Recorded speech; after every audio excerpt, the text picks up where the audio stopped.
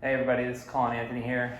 Today we're going to be talking about soft lighting versus hard lighting so we can start to better understand how to light our pictures for whatever use they're going to be used for. We're going to use one small light source. I'm going to use a speed light. This is from GODOX. It's a V862C. Great light for that.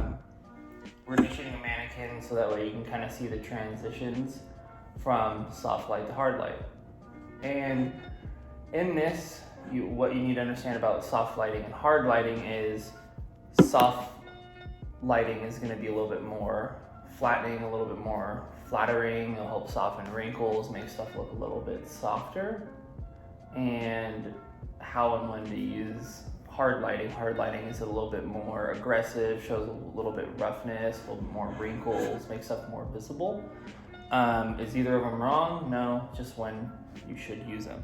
So, and the pictures I'll post to explain soft lighting.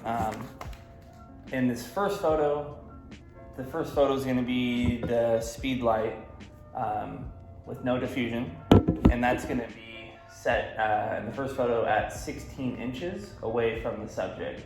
So it's a very small light source in relation to our subject. And that's going to make really harsh shadows.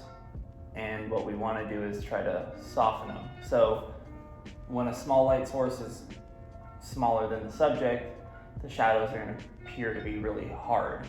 And the only way to make them a little bit softer is to progressively move it a little bit further away in order for the light source to become bigger in relation to the subject. So first photo is 16 inches away, and that's shot at f22, ISO 100, and 200th of a second. So you'll see really harsh shadows on the one side of the face. The next photo is double the distance, so it's going to be f11, 200th of a second, ISO 100. And you'll start to see the shadow soften, the background come a little bit more even.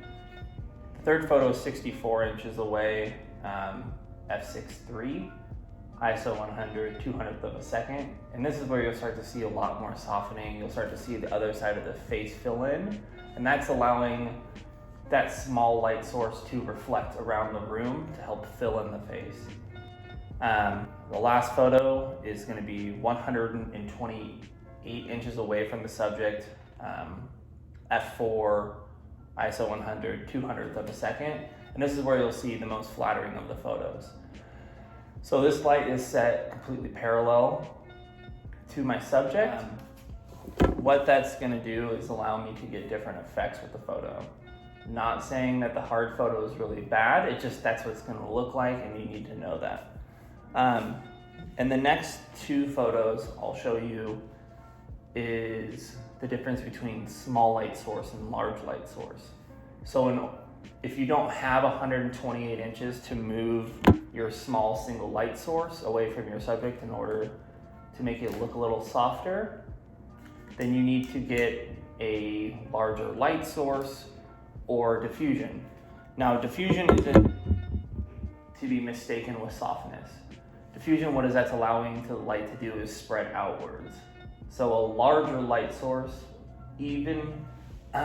or a larger light source will appear softer automatically in relation to the subject.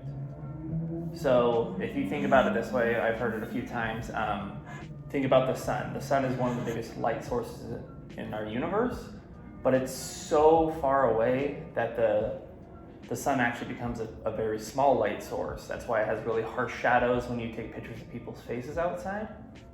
So if you think about an overcast day, so the sun obviously is still in the sky, but the overcast is actually creating a diffusion of the light, kind of like a softbox would. The softbox is going to make my small light source appear bigger, not softer.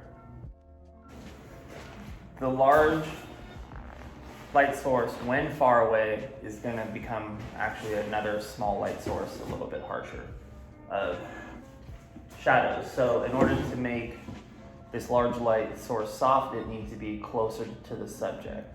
because that's making the light source big. They make softboxes in all sorts of sizes. So if you're trying to shoot just a face, you can have this be, you know, maybe 3 feet away, 2 feet away, even sometimes closer, and that's going to give a very soft lighting.